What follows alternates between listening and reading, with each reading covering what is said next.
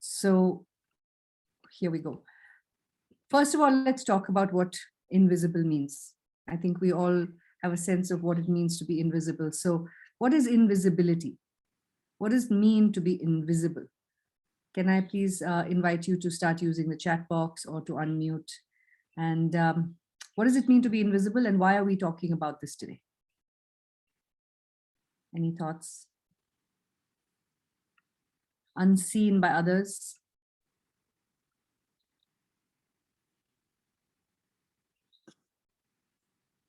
Unacknowledged.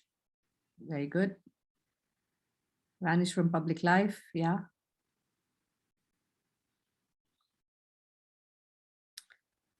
Okay, keep the chat box going. Sorry, someone has said something. Missed out patients. Thank you, Sunanda. Okay, so we're talking about invisible patients and social stigma. Yes, that's a big one. So firstly, let's define invisible. It's an adjective. And like some of you have already said, Sajan has said, unseen by others. Inaccessible to view.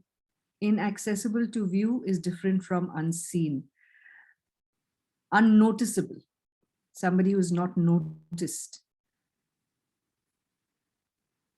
Not perceived. You might see them, but not really see them. And there are some people who are just concealed from sight.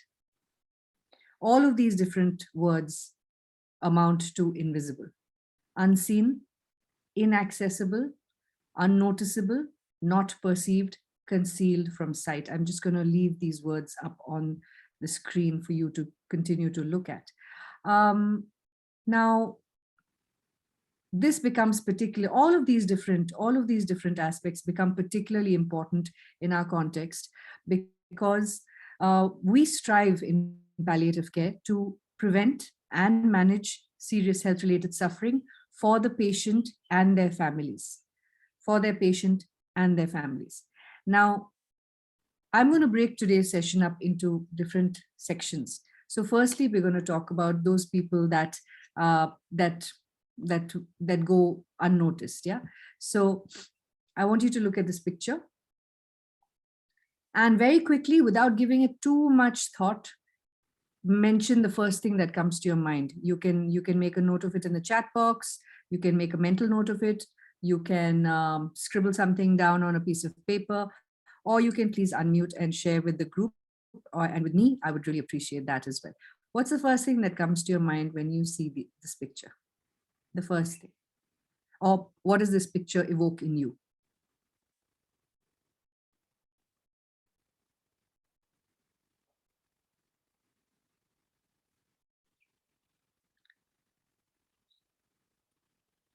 A redeemed life, physically challenged girl.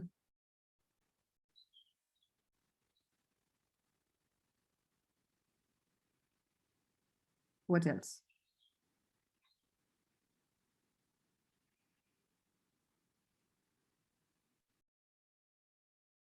Happiness. Yeah, there are some smiles in this picture.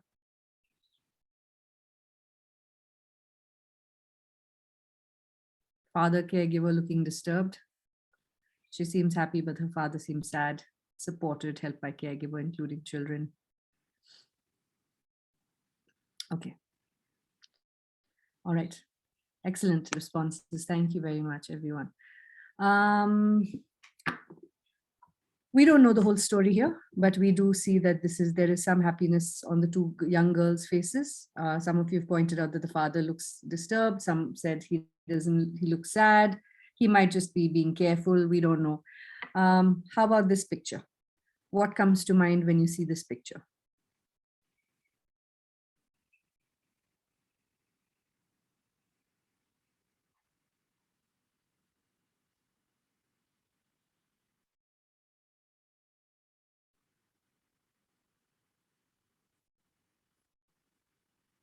A caring brother, Down syndrome.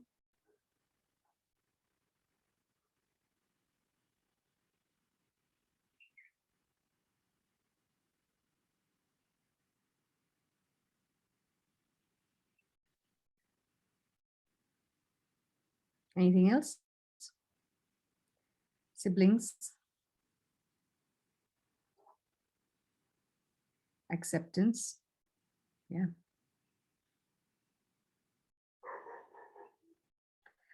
I'm also wondering, brother looks like he accepts his sister's condition. Yeah. Yeah. That's a very interesting point. I'm going to spend a little bit more time here. Okay. When we talk about children, especially children who have, dependence, who are dependent and who have high dependency needs, those kind of things. I noticed that you're talking about the brother's acceptance. What would it have taken for the brother to accept his sister's condition? What would his experience have been?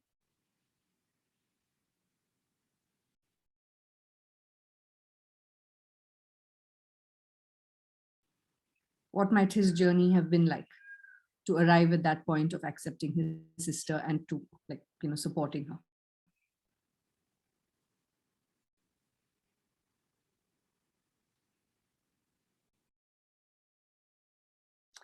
Just hypothetical, use your imagination. We're not talking science now. We're talking about hypothetical stories. How could this have been for him? Parents. Yes, please. Initially, it might have been difficult for him, I guess. Like he would have expected his sister. I don't know if it's elder sister or younger sister, but he would have expected her to play with him, and all those normal that siblings would do. I think looking at them, there doesn't seem to be much of an age difference either. So he would have expected her to play and along and so on, but it would have upset him initially probably, and then probably with the help of parents he would have come to an acceptance of this is her condition, and how he needs to help her, support her, and so on. So he would have grown up a little bit in terms of that ability. Thank you. Thanks, Ajahn. Abhijit says, confused me to understand my parents' gradual acceptance. How about some other lenses? Let's look at him through some other lenses. What else might he have experienced? What might he have experienced at school? Emotional turbulence, early awareness by parent. He would have lost his time with his parents. Why? Why would he have lost time with his parents?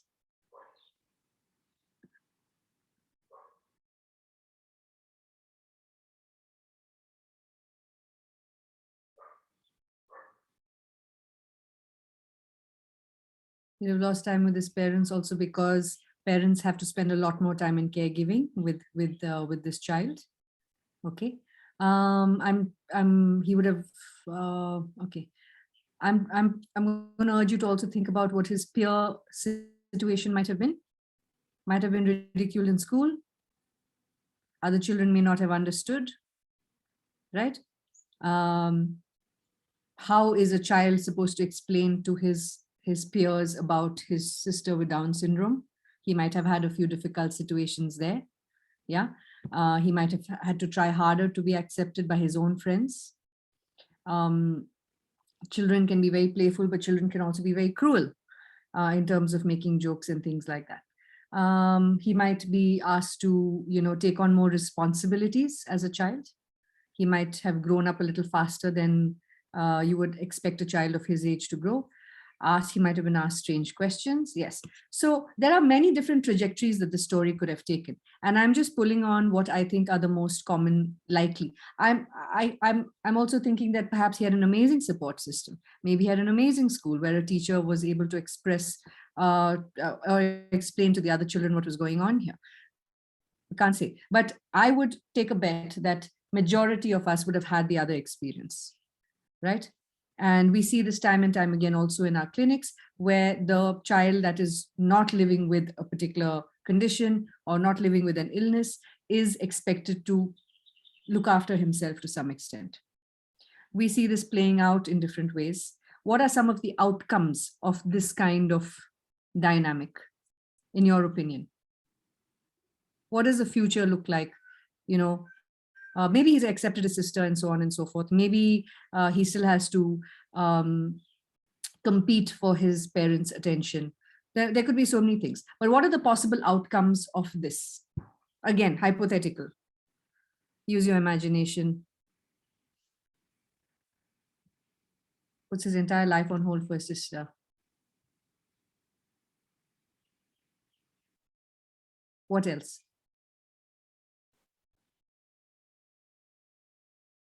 How would his behavior, underachiever or overachiever, either? How might his behavior have been affected?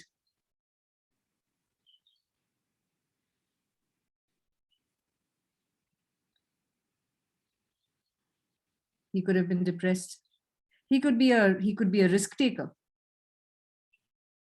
A lot of the times we talk about children doing things for attention. Yeah. So anxious. Or he could have developed an incredible emotional quotient. He probably develops a lot more empathy for other human beings. There are so many ways in which this can go, and a lot of it depends on the kind of support that this child would have got through his growing up years. Yeah. So again, we're speculating, we're hypothesizing, all of those things. But I'd like for us to just use our imaginations in this sort of sense, because it is an essential skill also to be able to try and imagine what this person's life journey might be. Okay, let's go on to the next one. But by and large, even if for all of you, you would have some empathy for him, right? You would empathize with this boy's condition to some extent or the other. All right. Young girls. Oh, okay. So she could be somebody who is a caregiver. She could be a sibling. She could be she herself could have some sort of chronic illness. It doesn't seem apparent, but what I'm trying to also bring to your notice here is the health-seeking behavior of girls, or even their share of care that young girls receive is different from say a male demographic, not maybe in the circles that we move in, but by and large in the country. Yeah. What are some of the pervasive practices when it comes to young girls, young women, female children, especially in rural and suburban communities?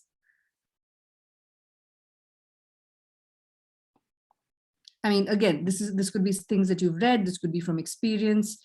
I'm not asking you for hardcore evidence-based researched information, but what has your experience been, by and large?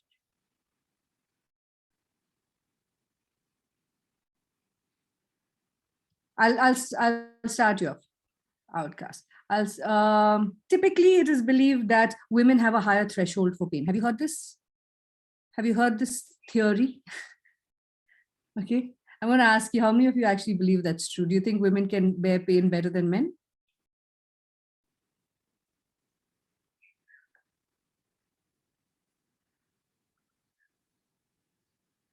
What do you think? Or okay, no. But then why is this? Why does this thing exist that women have a higher threshold for pain? Okay, there are some people who say yes.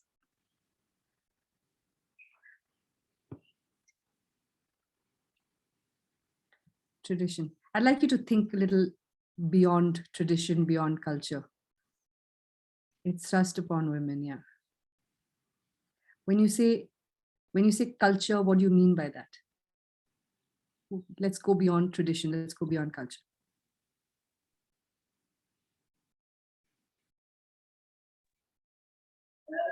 Ma'am, I think that basically whenever they pass through this labor pain, so they contributed to that. See, it is related to fracture of like 100 bones or something. So they bear that kind of pain, and this pain is nothing to them. So that kind of analogy they put in. Yep. Okay. So what does that translate to in effect? What is the outcome there? Women's pain is not taken as seriously as the pain of men.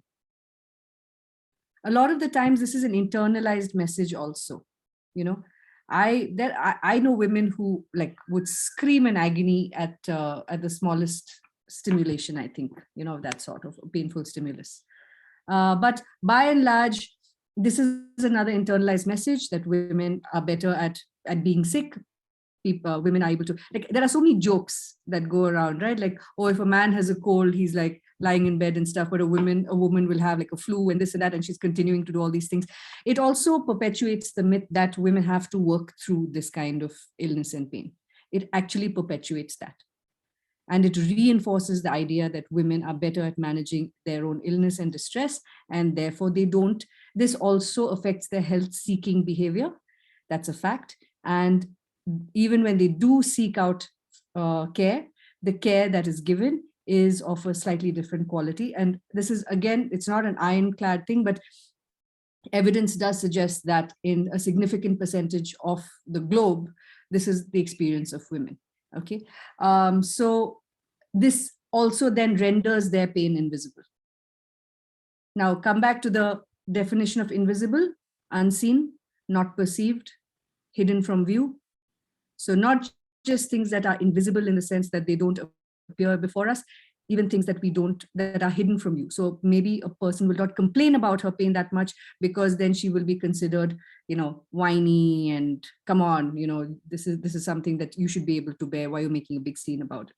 So what I'm trying to also, I think, articulate to you is that the experience of suffering, health-seeking behavior, all of those things are deeply tied with our cultural and social context. And the context within which a person exists largely also determines the kind of care that they will seek and the kind of care that they will get. And finally, I'm just going to also share one last photograph. This is like elderly people living alone, elderly women living alone, an elderly man who's lost his wife recently after many years, now has to, adapt around her, the loss of her role in the house, the loss of her function in the house.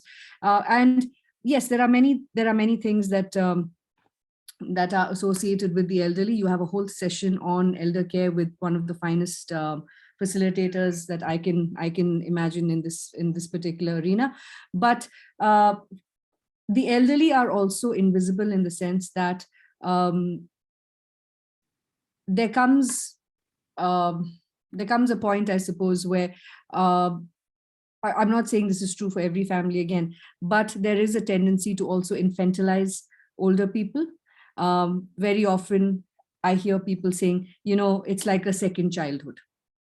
Like as they grow older, they act more and more like children. Have you heard this? Yeah.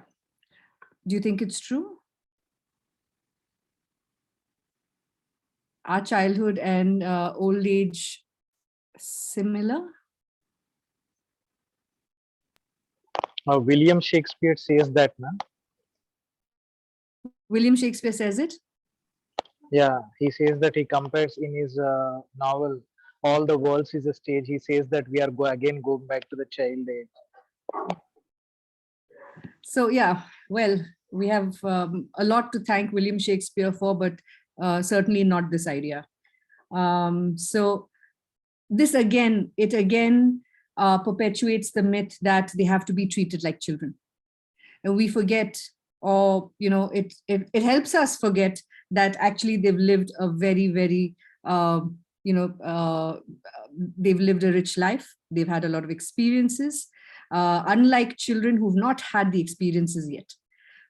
So they might be cognitively declining. That doesn't mean that they're the same as children. There's a vast difference between a child who has not yet developed formal operational thought, who has not yet developed cognitive acuity, vast difference. And this is where, again, we make our elders invisible. We start treating them like children because children don't have autonomy. Adults also, elders also, their autonomy is taken away. Decisions are made on their behalf. All of those things. Yes, there are times when we have to do that, but for most part, sitting down and having a conversation with an older person is really going to reveal to you that if they haven't lost their cognitive abilities, they still very much want to be a part of the process, and they still want to exercise their autonomy and dignity in that manner. There is, I don't know if I've mentioned it already, but there is something called proximal separation also, where you can be in the company of other people, but be emotionally separated from them. So it's not enough that, you know, if an elderly person is staying in a joint family and you think, oh, she can't be lonely because her whole family is all around her. But how many times does somebody walk into the room and have a conversation with this person? How many times do you actually include them in the decision-making process? How many times do you actually do an activity that she decides on, or do you just include the person in whatever you have decided and then think that that should be enough for them? So those kind of things. So we render them invisible by all these myths. So all these socially constructed myths about, you know, women being better at managing pain or bearing pain, or older people becoming like children, these really sort of push us into making these people more and more invisible. And so this is the larger premise. Now, again, like I said, we can all empathize and sympathize with all of these different cohorts, but there are people that we don't want to see. We prefer not to see. Okay, now I'm going to ask you examples of groups of people that society may prefer not to see.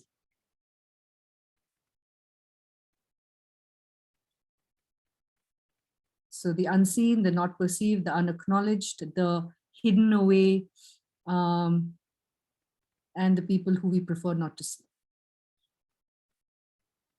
Any examples? I can see. Are you talking about the general society or in the context of patient and? General society. Okay. Pretty much everybody who's not like us. All right, that's again a very shifting line, no? Yeah. Beggars on the streets. Okay. Who else? Who is invisible to us? The uneducated. Uneducated. Okay. Who else? People with disabilities. Yes, those who don't fit into our socioeconomic strata. The mentally challenged. I can see the chat box warming up nicely. The homeless. Yes. All right. Villagers. Okay. What else? Yeah, but then, you know, you have large, well, there are people that we don't see. There are people that we don't get to see also. There are people who just become part of the, you know, the background for us. Like if you go to a market and you see all those people carrying these loads of like vegetables in baskets and like transporting it from the trucks to the shops and things like that. I mean, how often do we stop and really wonder about them, right? Like we're all just going about our business. But that's also because the human mind is constructed to focus their attention on the task, on a particular thing. So if you read about attention and focus, and Johan Hari has a really great book about stealing focus. He says there's something called the spotlight. The spotlight is what the mind is focusing on right now, right? So right now your spotlight is on this class, hopefully, where you are with all your senses are engaged in the discussions that are happening here. Your mind is engaged with this. There is something that he calls starlight, where things that are generally happening, which you, if you want to draw your attention, want to bring that to your attention, you can. Okay, but it's there, it's the larger context of things. Like, for example, your profession or your short to mid-term to long-term goals, whatever, all of these things. And then there's something that he calls daylight attention, which is basically the larger scheme of your life. And those are your larger landmarks. Okay, so I want to ensure that my family is safe. I want to ensure that my children are educated. I want to maintain good health, etc., etc. These are my long-term plans and dreams. And these are pretty much that guide you. But your spotlight attention is right now on this. Why am I saying all of this? Is because very often we conserve our energy for whatever it is that is important to us. And it may not come from a space of bigotry or a space of exclusion. But then again, there's another segment where we don't want to see these people. We don't want to. Okay. And I'm going to give you just a couple of examples. I'm not going to get into a very long list, but this is just to give you a sense of who it is that I'm referring to. Substance users, people who have substance use disorders, people who are engaging in activities that we frown upon, that we think is not acceptable under any circumstances, those kind of things. Okay, and typically, even if you have a substance user in the family, what happens? What happens when we have a substance user in the family? And when I say substance user, I don't just mean like heroin and cocaine and things like that, even an alcoholic.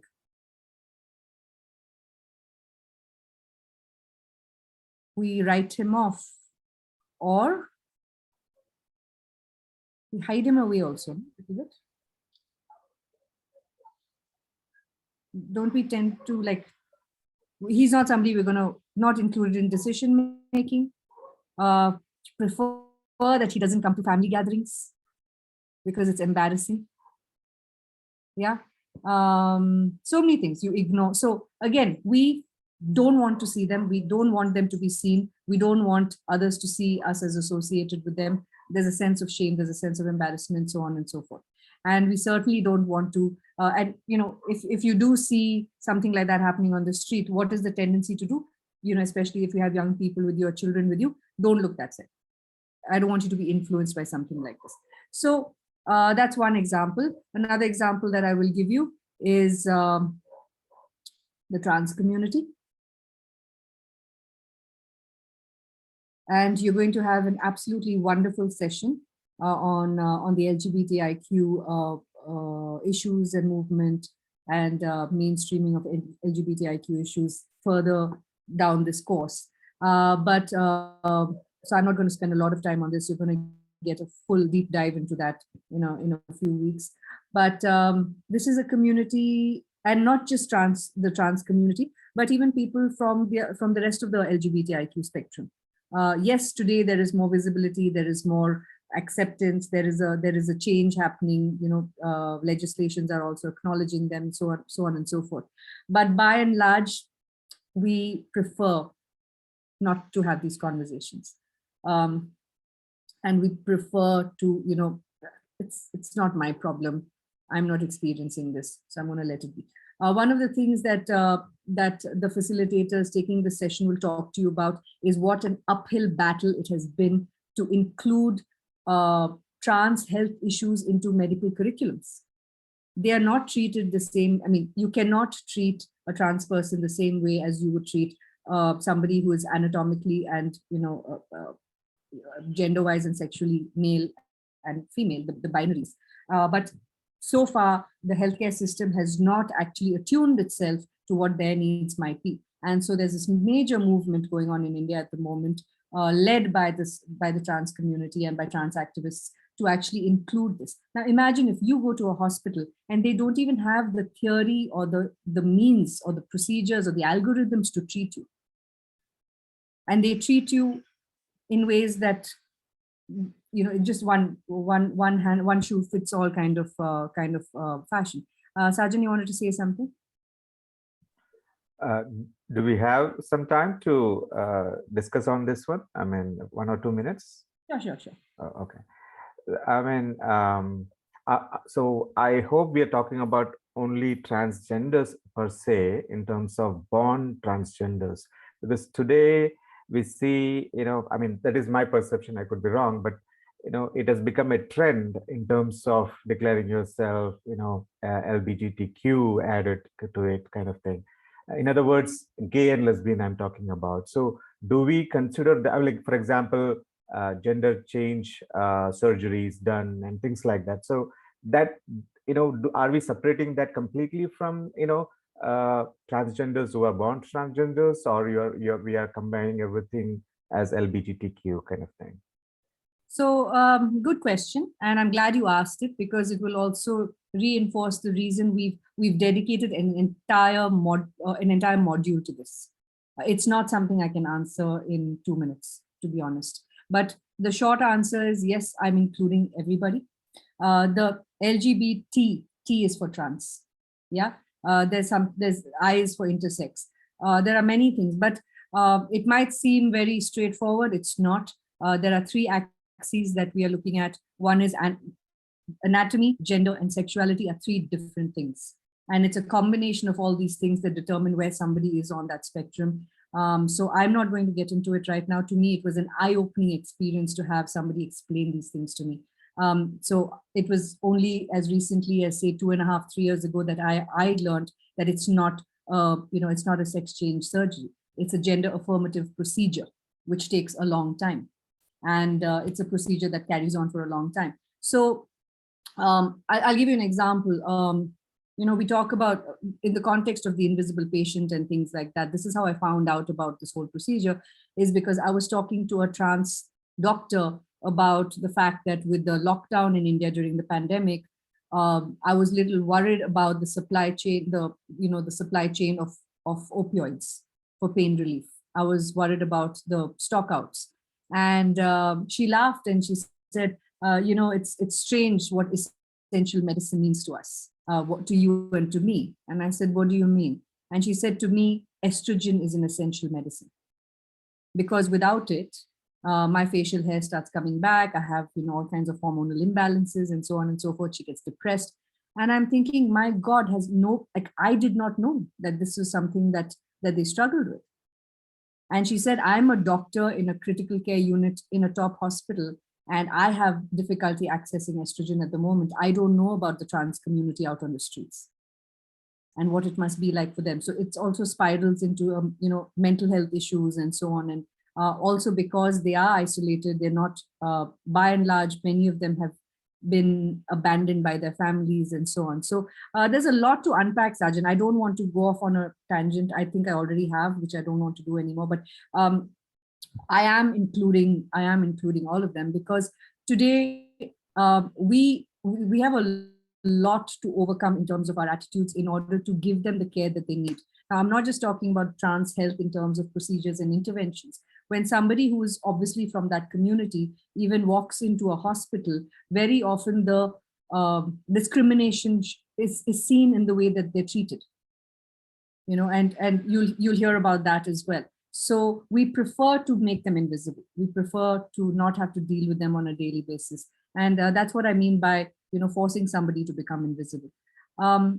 Is it okay if I move on, or would you like to? Okay. All right. Prisoners. This is just another example of people that we don't want to see, we don't want to talk about. If somebody has been incarcerated for a crime, we want them put away and we don't want to see them ever again, right? Unless, of course, there is some high stakes drama going on around that case, then of course everybody wants to know what's going on, and the media is on it and so on and so forth. But by and large, how many of us actually actively think about what kind of healthcare do these people get in the hospitals? The COVID pandemic actually showed us how vulnerable prisoners were, because they were in these spaces, no social distancing, none of that. And how many people actually cared that COVID was spreading like wildfire through prisons. So this is just a question to reflect on. I'm not expecting any of you to answer.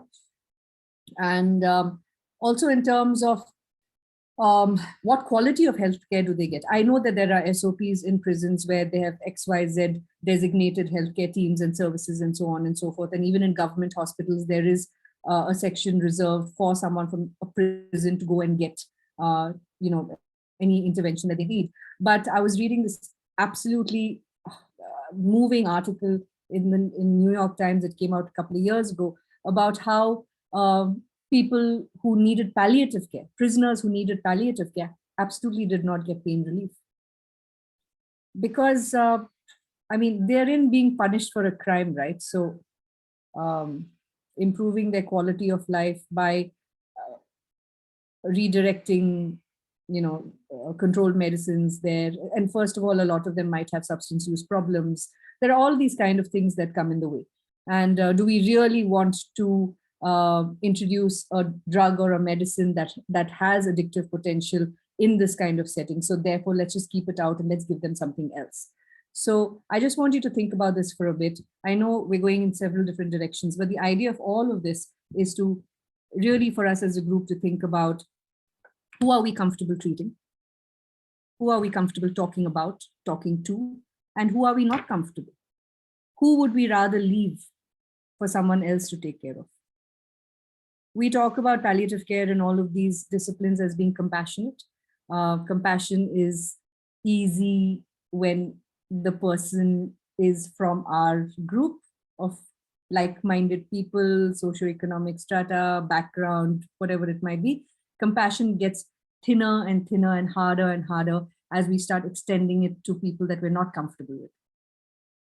And if enough of us are uncomfortable with a particular group, they're not going to get the care that they need. So in that sense, compassion has its boundaries as well. Vinuta, did you want to say something? Okay. Sorry, one moment.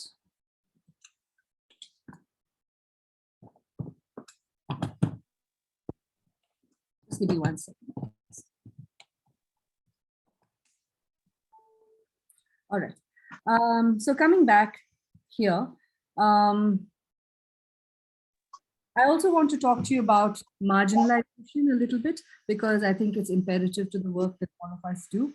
And there are people who are unseen and invisible, of course, but then there are those who are systemically marginalized. And what does it mean to be marginalized?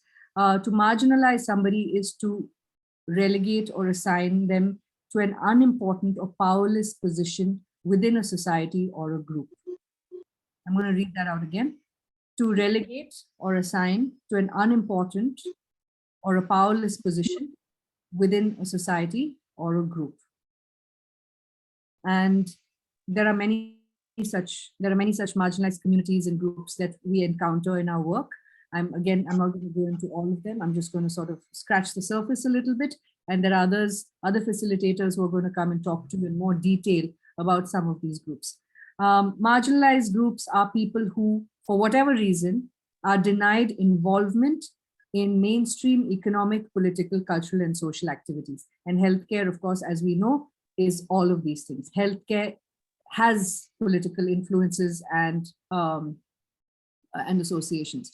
Healthcare is influenced by culture. Healthcare is largely impacted and has. There's also massive economic impact when it comes to healthcare. And of course, health is a social phenomenon because we experience healthcare as a society in the policies that exist for us, in the context, in the access, in the affordability, and all of those different things. So in the context of healthcare, there are marginalized groups and who are not allowed to be involved in the decision-making process or in participating or in actually receiving that kind of care. Now, there is Richard Horton, who is the editor-in-chief of The Lancet, and The Lancet very frequently publishes papers on equity issues, on gaps in access, and so on and so forth. And one of the things that Richard Horton says is that obstacles to accessing palliative care affecting those living with serious health-related suffering are, without any doubt, the most disfiguring inequity in healthcare today. So what he's basically saying is that for those people who are suffering with the worst kind of illnesses, who are experiencing the worst kind of suffering, these obstacles it's almost unacceptable that we have these obstacles and these barriers. And what are some of these barriers, and who faces these barriers? Okay, this kind of systemic inequity happens at every level. You see it at the global level, you see it at the macro level, basically. So do you remember the story of Alfie Evans? Do any of you remember the story of Alfie Evans? For those of you who don't know, Alfie Evans was this little boy who was diagnosed with a very, very, very rare condition. And he was in the UK. And the hospital in the UK, a very reputed hospital, basically said that Alfie's chances of survival were negligible. There was no known treatment in that sense. And the best thing that they could do for him was to give him comfort care and to take him off life support and to stop all procedures, aggressive measures to keep him alive. The parents fought, and they fought hard. They said that if that's not the way we wanted to go, and so much so that they started this massive campaign, this massive petition to try and raise funds to take Alfie to America, where some doctor had said, yeah, we have this experimental intervention, and if Alfie can come to America, we can try it here. And a whole bunch of people got behind this couple. And if I'm not mistaken, even the Pope had something to say about it. Okay, so if you just look up Alfie Evans, there's a lot of, it was all over the news for a while. And what I find, frankly, it was very hard for me to wrap my head around that, because here was a boy with a known futile condition, which could not respond to treatment, by one of the most reputable children's hospitals in the world. And yet there was this huge global it became a global campaign to save this one child. And on the other hand, on a regular basis, we know of children dying of malnourishment by the hundreds in other countries. Some conditions which can actually be where we can do something about those conditions, no? And yet all of those children go unnamed. There's no Facebook campaign in that sense. Yeah, there are a few Facebook campaigns here and there run by NGOs and things like that. But why is it that we will not, this child is unseen, whereas Alfie Evans is everywhere? There are disparities globally. And whether we like to admit it or not, largely the global South remains invisible in terms of this kind of access to health, equitable health. Okay, at the meso level, I'm just going. There's many things I can talk about in terms of community and things like that, but I'm just going to take the most basic thing: gender inequity. Yeah, and I want you to look at the column on the right, which tells you duration of hospital stay and who spends more time in the hospital. Men. This is not, and this is in terms of expenditure, how much is spent while people are in hospital, right? So if you see expenses, there is more expenditure for men, irrespective of the duration of stay. Why is that? Why is that? Is it because treatments for men are more expensive?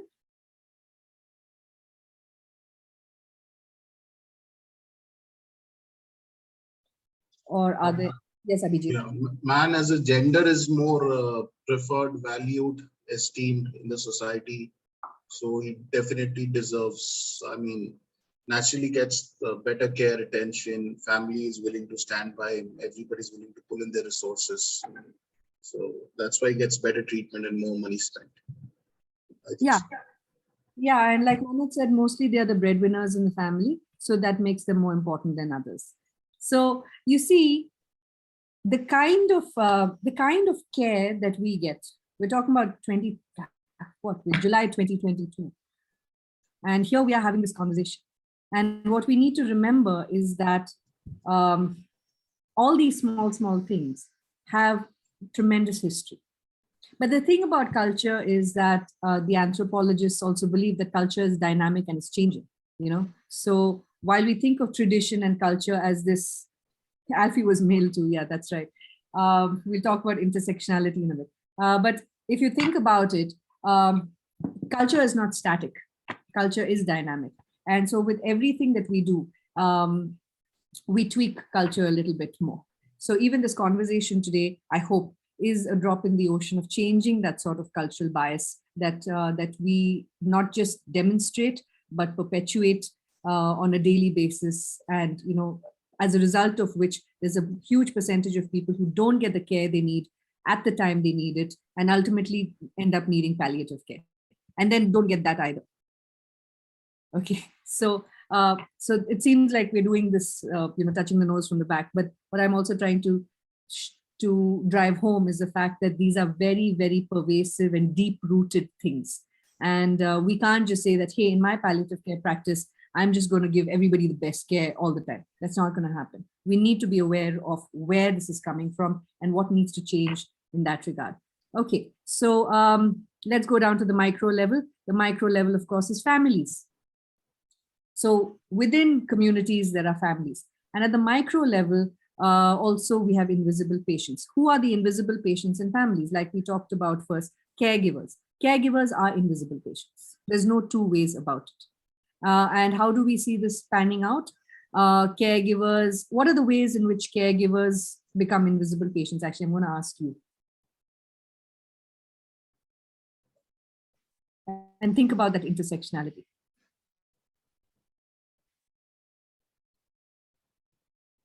Sajan, I see you unmute. All the attention and care is obviously, goes to the patient. Caregiver is becomes almost unimportant at that moment in terms of even whether they have any chronic problem of their own. Like, for example, if they have sugar problem, BP problem, whatever, it could be simple, or if they have not slept the whole night as a simple thing. Nobody asks them, did you sleep? Are you okay? Are you tired? Nobody asks them. All the care is gone to the patient, always given to the patient. So that becomes, makes them almost invisible, and then they are void of getting that attention that they also need sometimes. Absolutely, absolutely. And I see a few more comments in the chat box, which I feel are quite on the nose. Caregiver burnout, their pain, their illness cannot be considered. They're taken for granted. Okay. Also, if I'm looking after somebody with cancer who has very serious needs, whose treatment is very expensive, chances are that I'm not going to spend as much time and money on myself if I have a slightly minor ailment. If I get a fever, I'm just going to pop some Dolos and get through it, right? If I have some backache, it's okay. I'll just I'll put some ointment on it. Maybe I'll stretch my back for a bit, and then I'll just get right back to my caregiving duties. And the caregiver is the caregiver suffering is again something that is socially, there is a social contributive factor to this. We extol the virtues of caregiving, don't we? Caregivers are noble. It's duty. It's all of those things. And so we have to then live up to that, right? Selflessness in caregivers is just celebrated. Oh my God, look, she's put her needs aside and is only so selfless, so selfless. My God, she's the ideal caregiver. We contribute to that. And if I were to take some time out and say, hey, you know what, today I'm going to get someone else from outside, like someone to come and watch you while I go out and get a haircut or get a head massage or go shopping, that is going to be, what's the most common, sort of, you might not express it, but what is the most common sort of reaction that person is likely going to get? Not maybe from the immediate family who understands that this person needs that break, but maybe from outside. At a time like this, why is she so worried about her looks? Yeah. Why you want to go and spend 900 rupees on a haircut and some spa treatment? I mean, look at this person at home. Right? So your immediate family might support you, but by and large, there is going to be a little bit of judgment trickling in here and there from anybody. Imagine if you went on a holiday. You decided that, hey, you know what? I've been here a caregiver for the last 6 months. I'm just going to go to Goa with my friends for like a week. You're going to have somebody or the other disapproving of that decision. Doesn't matter that you actually really might just go there and sleep for 1 week and come back because you haven't had a full night's sleep yourself in I don't know how much time, right? And let's not forget that caregivers don't have only that one duty. They still have other things to do. they still have the rest of their lives to also manage while taking care of somebody. And I remember, I'll come to some particular cases in a little while. Okay.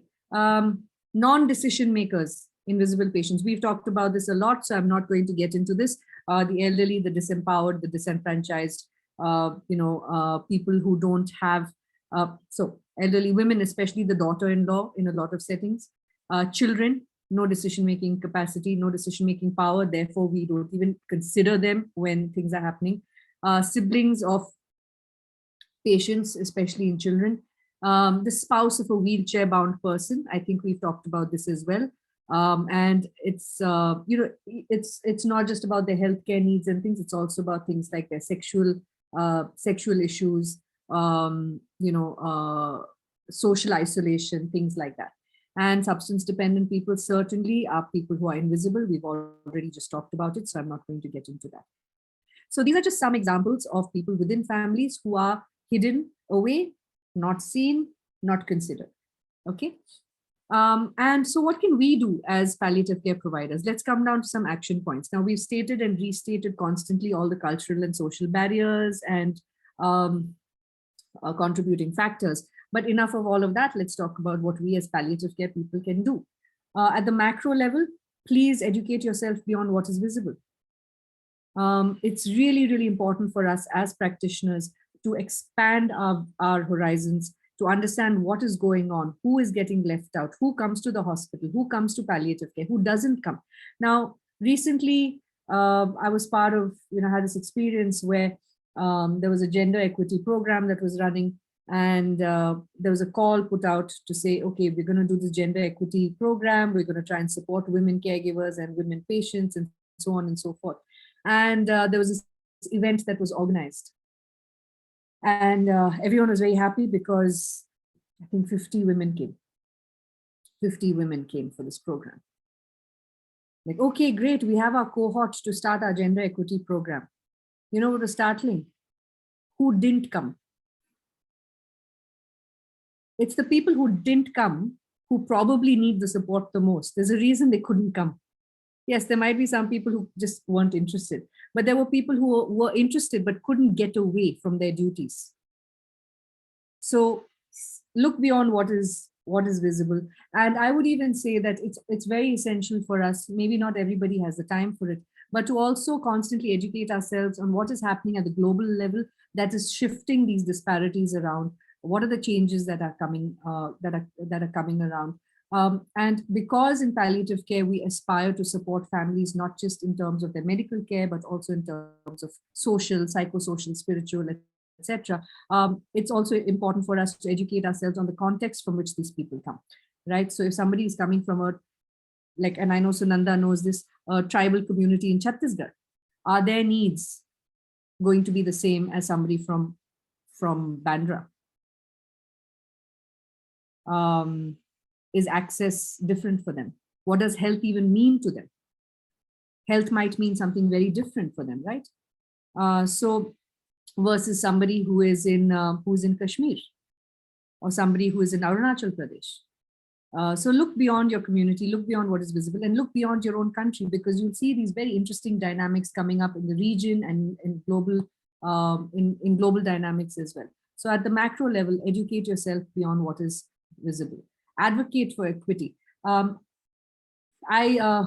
been having this amazing experience this last week where we're running a global health summer program with Dartmouth University. Unfortunately, what it translates for me is a 4 a.m. start. And at first I thought, oh my God, how am I going to do this 4 a.m. start every day and sit with a bunch of students and, talk about all these lofty things. But what is emerging is this incredible conversation that is happening with all these youngsters who are in the US from different indigenous backgrounds and lineages, and them trying to understand the downstream impact of practices in the West. Now, in fact, just this morning, we asked them a question. What does it mean to advocate? Is advocacy something you do separate from your regular work and from your regular study? And I'm going to put that question to you. Is advocacy something that you do separately? You might say, I'm not in the advocacy space. I'm in the clinical space. I'm a doctor, I'm a nurse, I'm a social worker, I'm a counselor. I'm not an advocacy specialist. So my question to you is advocacy something that happens separately?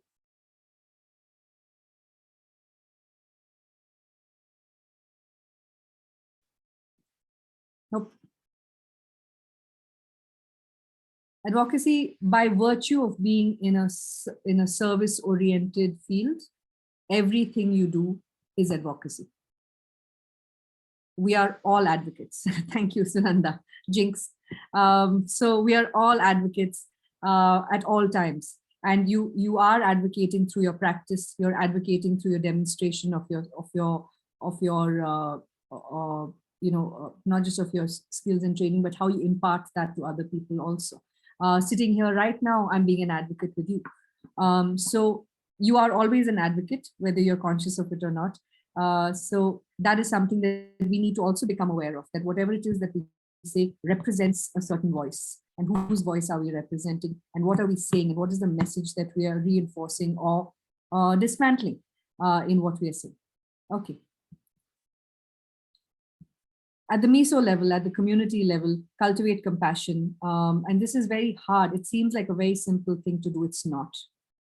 Try and change the mind of people in your own family when they hold very strong opinions about something. It's very, very tough. It's not as easy as you think. And cultivate compassion, not by confrontation, but by collaboration, I would say. Sometimes it is important to call someone out and say, hey, that's a really bigoted perspective, or that's a very unjust perspective. But it could very well be that the other person has never experienced the other side. So how do we include them in the conversation rather than saying, what you're doing is wrong, and you're adding to all this inequity? Instead of that, saying, have you thought about doing it this way? So people sometimes don't have the answers, and remember that we come from contexts that are steeped in all kinds of bigoted mindsets and thought processes. Encourage inclusivity in every way, whether it's in our training programs, whether it's in our in the workshops that we do, where we choose to go and practice our care. All of those things include and encourage inclusivity. Engage community. Universal healthcare basically says that health for all is health with all. We cannot be separate as policymakers, decision makers, providers, and then expect to provide care to the community that is suitable to them. They have to be part of this decision-making process. And how do you include them? How do you include people with lived experience in the conversation? And there are lots of models for this. There is community-led monitoring models out there. There's a lot of organizations that work in that field. And I know that that is a massive up and coming facet of non-communicable diseases worldwide, where we're trying more and more to include the people living with these illnesses to tell us what is it that they need from healthcare. And that's really essential. At the micro level within the family, keep an eye out for who is invisible. When you go on a home care visit, when you have someone in your clinic, try and see who's there, who's not there, who is talking, who's not talking. Now you know what genograms and ecomaps and all that are about. So try and figure out who is it whose voice we're not hearing, and try and just figure out what it is that that person might need. Okay, I'm just going to spend a few minutes on gender inequity, because I think this is a very it's a very rampant topic. It's a very rampant issue, rather. Sorry, and it is something that we all need to be mindful of. So first of all, why is there even gender inequity in healthcare? We talked about some of the cultural and traditional things that lead to it, but I'm talking specifically in healthcare. Why is there gender inequity in healthcare specifically? Okay, let me start you guys off. We might say that there's less value for the girl child because of old systems like dowry and so on and so forth. Definitely more value for the male child because of the fact that, he's going to be the breadwinner, he's going to be all sorts of things that that people believe. There are patriarchal norms of interaction leading to low status of women. That is something that we've already talked about. I saw the word patriarchy come up in the chat box also. There are traditional role expectations, nourishers versus providers. Women are considered to be nourishers, men are considered to be providers. Okay, and this translates into women being more in the caregiving spaces and less in the decision-making spaces also. And women traditionally have a lower share of household resources. And so if she has a budget to run the house, let me just ask you, this is a pretty universal phenomenon. If you have a budget to run the house, where is that budget going to be spent in terms of general broad stroke priorities?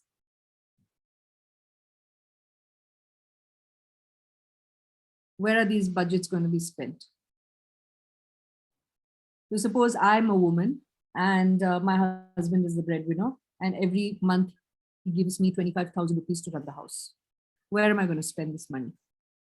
Roti kapra makan, feeding the family, yeah.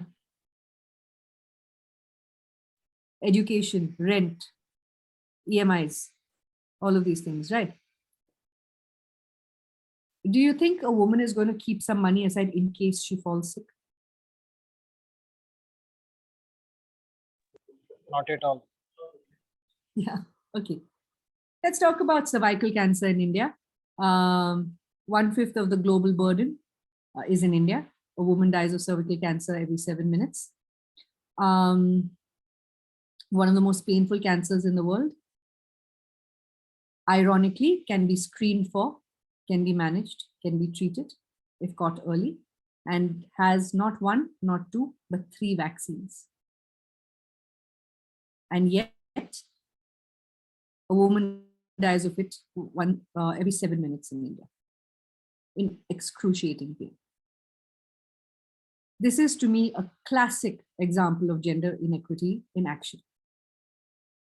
Why is it that there are 3 vaccines, there's pap smears, there's all kinds of ways of screening, and yet women do not go and get it? Women doctors fight against the vaccine. I have seen. Okay. Why do you think that is?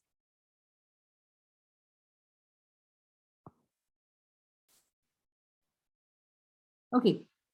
Let me come back to this household. They feel it's not proven. Okay. It's very well proven. There's a whole other debate about cervical cancer vaccination. I think there was some scandal in the way that the trials were conducted in India, and that's one of the main reasons why it was very controversial. It is known to be effective. And hey, guess what? You can vaccinate the men because HPV is carried by men. The cervical cancer virus is sexually transmitted by men. Yet the onus is on women, right? So when you come back to that household resources and roles played by women, and then you go back to the idea that women can bear pain better than men, women, generally more tenacious than men, resilient in terms of health. Now, unless a woman is probably, she's chopped her finger off while cutting vegetables or is having like a major serious episode of something, it's unlikely that she's going to go to the hospital. It takes something serious to take her to the hospital. Imagine if a woman says, I'm going to take time off from my household chores and duties. I'm going to go for a screening to check if I have something that I may or may not have. And I'm going to spend money on the transportation. I'm going to take the day off from my household, duties. I'm going to do this. And at the end of it, I may not have anything wrong with me. Do you know how difficult it is to get women to go and get screened, especially in rural parts of the world? You can't. It's really, really, really difficult.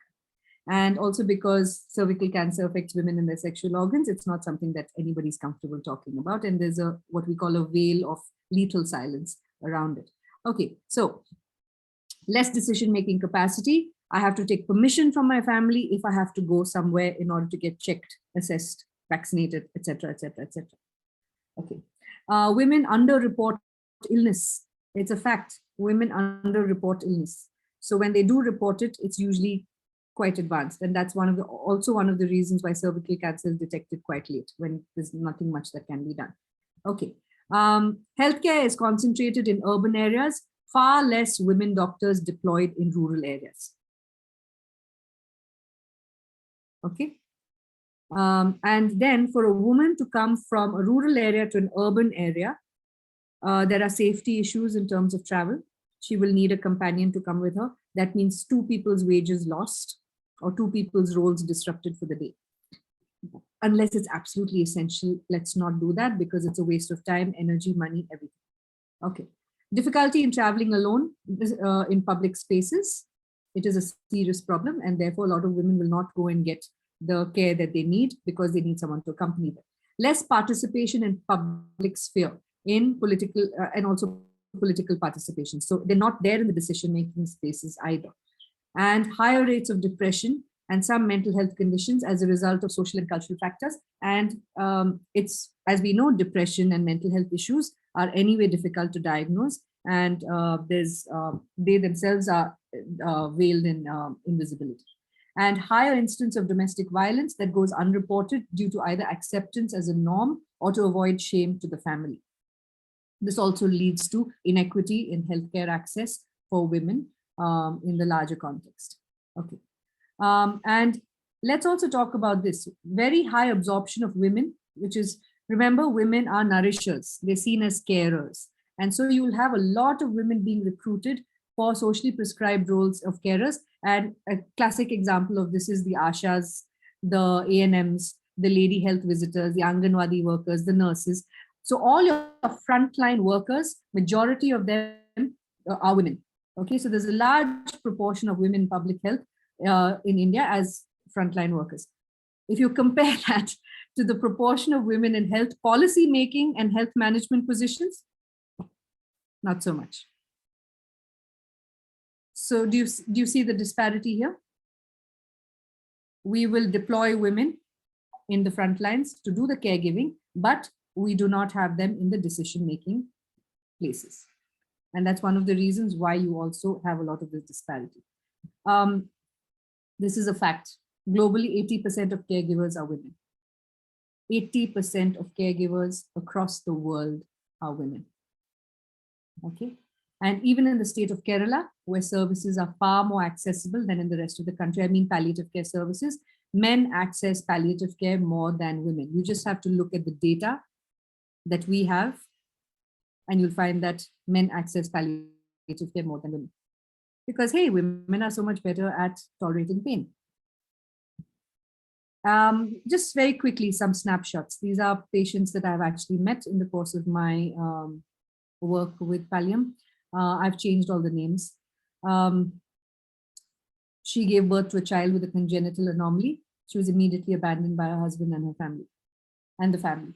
This is not an uncommon occurrence. It happens very, very often because the woman is considered to be Apshagun. She's the one who's considered to be cursed. She's the one who's supposed to be unlucky. Therefore, the family will walk away from her, and she is left with a child to care for and no probable source of income. And she has to figure this out on her own. And this is something that repeatedly happens. And in fact, I mean, I don't know the statistics. I wouldn't be able to give you the numbers, but it happens often enough that we meet them on a monthly basis. This was one of the most poignant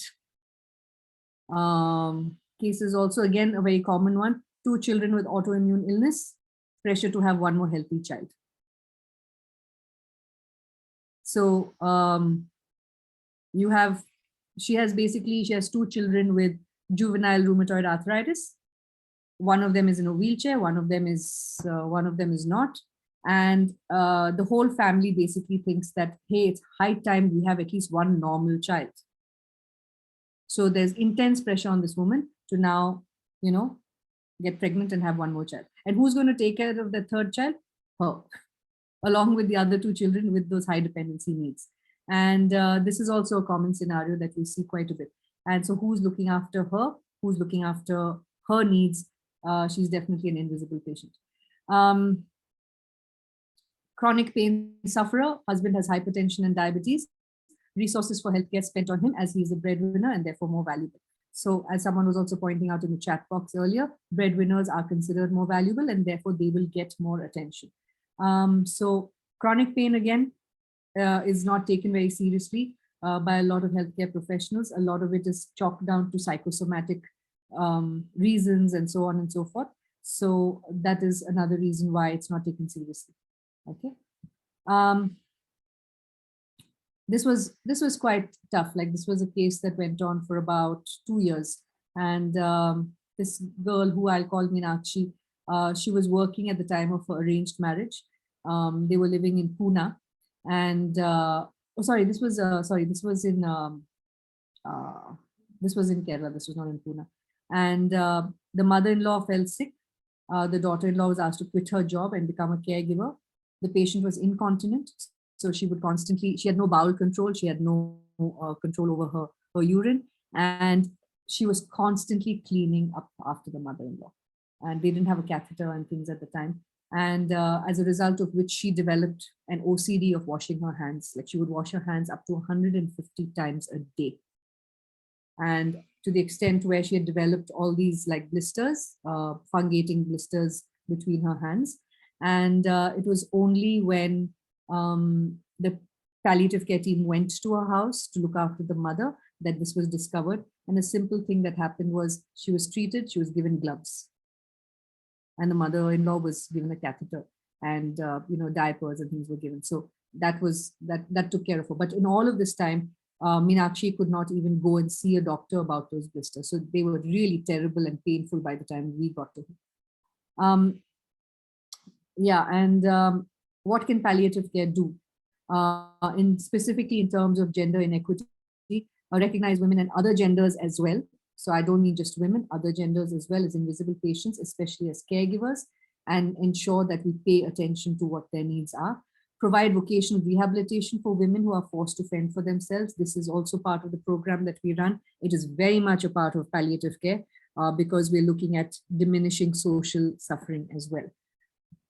Provide emotional support, of course, in terms of psychological and mental health services, and also in terms of linking them to perhaps support groups, to domestic violence, groups that will take care of things like that. Mobilize psychosocial support by way of whom, like I just said, women's groups, legal aid and access to subsidies. There have been more than one occasion where we have actually gotten legal aid for somebody. And Manisha, I'm just wondering if you have any, if you have any examples of when we had to do that. And I think recently there was, not recently, but in the last year, certainly there was somebody that we needed to get legal aid for. Yes, there has been instances where we have been involving in these legal aspects as well for a lot of women. Yeah, we've been trying to figure out how things can be done in these ways, but I think it needs a lot of expertise too to be dealing with all of this. Yeah, but it's always handy for us to have a legal counsel, either on a pro bono basis or on a retainer basis, whom we can go to for such issues. And we might think that, hey, we're veering way off topic. We're supposed to be talking about pain relief, end of life care, and palliative care. Why are we talking about legal aid? It's very much a part of palliative care. Support the education needs of children. That really, really goes a long way in also supporting women, and recognize mental health as an integral part of palliative care. So while we upskill ourselves in pain relief, pain management, distress management, it is also really important for us to upskill ourselves in mental health interventions too. And finally, I'm just going to come to a close with somebody talked about Alfie also being male. We need to consider the intersectionality in marginalized groups that make them even more vulnerable. What do I mean by intersectionality? Okay. Here's an example. Okay, for the time being, just ignore the center. You might have somebody from, say, a migrant population who is a woman, and what's her experience going to be like versus a woman who is settled in a city and does not have to go travel for work. We have the education levels of somebody, and then the intersectionality with their gender, or the intersectionality with the kind of socioeconomic background that they come from, or cultural background that they come from, or religious background they come from. So sometimes the vulnerability is compounded by several things. You're a woman who is uneducated, who is highly dependent, who has this kind of illness. It is a stigmatizing illness. So all of these things actually enhance the vulnerability and the intersectionality, and making them more and more difficult to treat. So I'm just going to stop with this for the time being, but I just want to spend the last 5-10 minutes with all of you, because I know that this was more of a I would actually say that this is more a philosophical discussion rather than a scientific one in that regard. But I think that this is what it takes to humanize healthcare. You have to look beyond all of these phenomena to what the stories are. And I'm just going to stop now and invite your reflections, your comments, your questions, or anything that you might have about what we spoke today.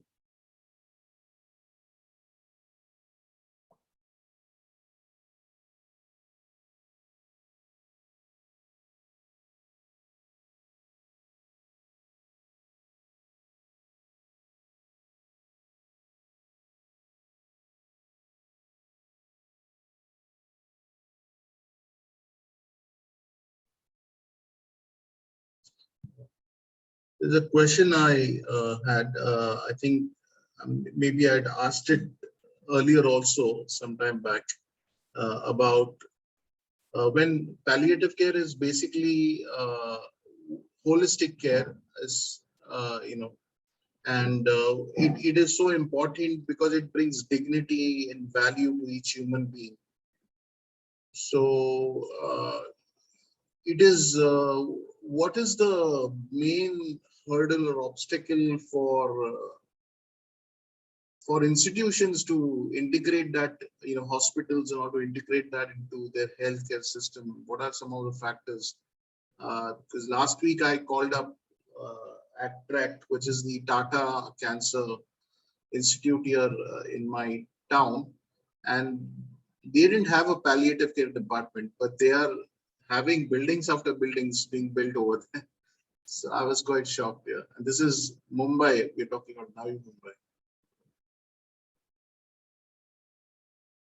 You're on mute, ma'am. So thank you for that question. Very, very important question.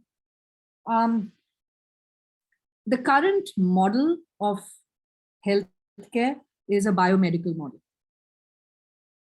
Okay, and biomedical, so there is a history to it as well, right? Like, so the biomedical model assumes,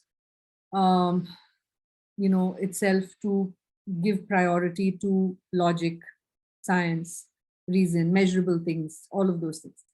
And the thing with the biomedical model is that it has tended to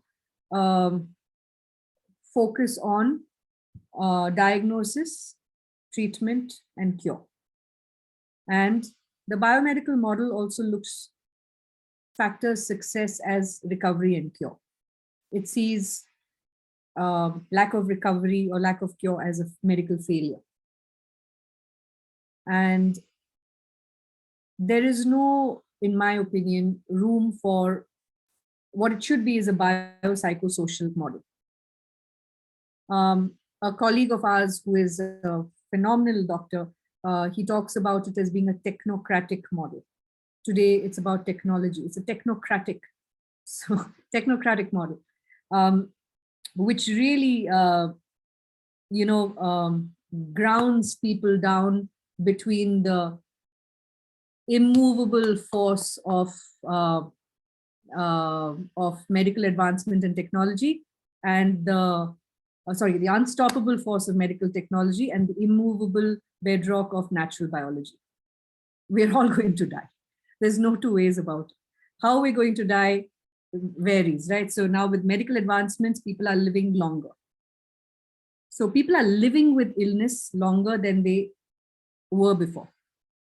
But in this living longer with illness, if we're coming at it from the biomedical model, which is so technocratic and it's only focused on diagnosis, treatment, cure. If I cannot cure you, I'm sorry, I don't want to be the person in charge of failing. And I'm not the person who failed at this. To me, that's the biggest barrier to integration. If we start prioritizing affordable and affordable care that is appropriate, a lot of the current interventions would not be needed in these extreme cases, right? In the case of somebody who has fourth grade lung cancer in the ICU. Why would we put somebody with fourth grade lung cancer with failing organs on life support? Now, the biomedical technocratic model also is heavily focused on, I will say this, profit. And there is no escaping it. So that to me is the biggest barrier. If I would, there are 1,000 barriers, Abhijit, but I would say at a fundamental level, this is the biggest barrier. In India, the All India Medical Association, if there is something, a body like that, so if you've dialogued with them, what is their standard answer? I mean, or are they not even accessible? We used to have the Indian Medical Council. Now it's the National, what is it, Sunanda? National Medical Council, right? No. Yeah. It's a quasi-government, so there are representatives. It's part bureaucratic. The doctors here will be able to answer it better. The mix of people who make up that institution. So see, the thing is, if I were to look at health truly in the way WHO defines it, right? Which is, it's not just the absence of disease and infirmity, it is also the presence of well-being, which is physical, mental, social, whatever, spiritual. How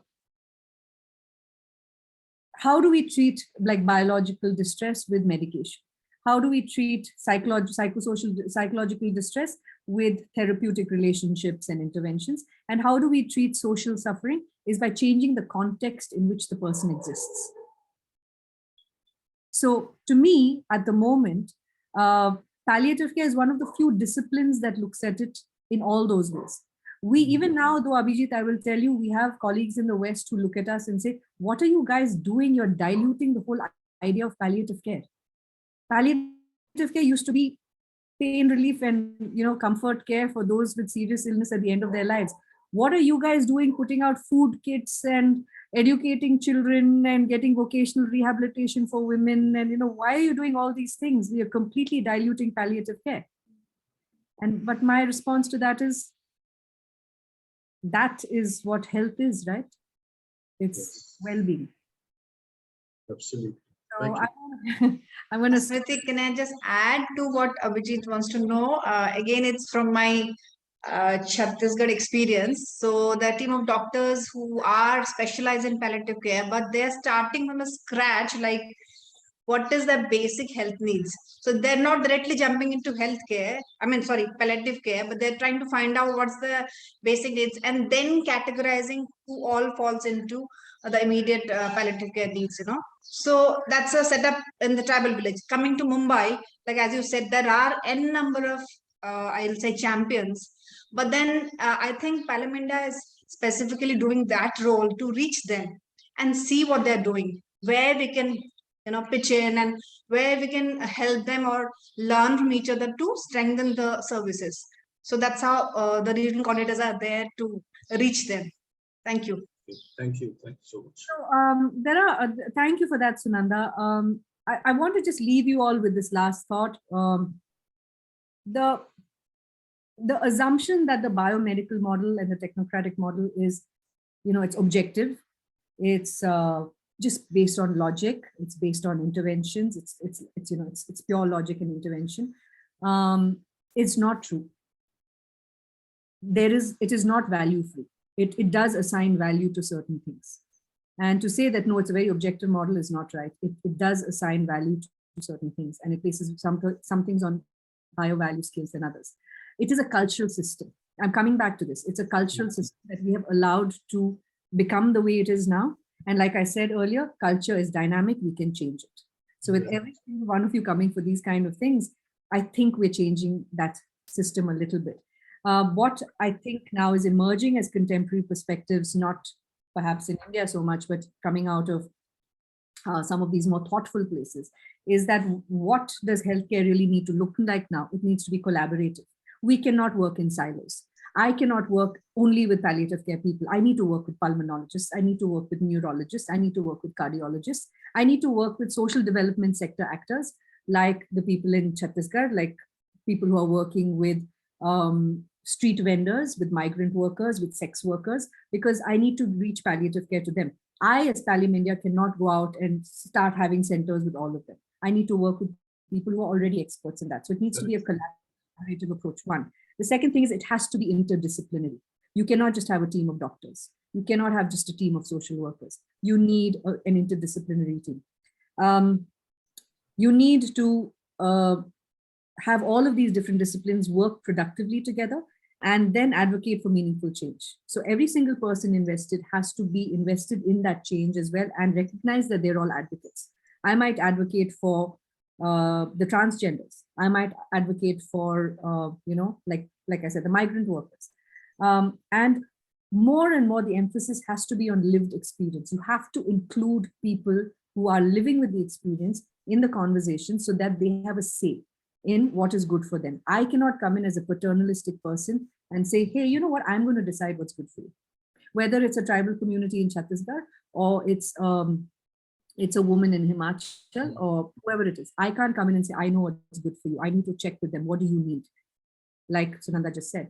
And finally, we have to think of health in a social, political, and economic context. Health does not exist by itself. It has social, political, and economic repercussions, and it is influenced by these three things. So the way I see it, the way we practice palliative care in India actually touches upon all these different elements. We have a long way to go in fine-tuning it and making it like, a system that is replicable.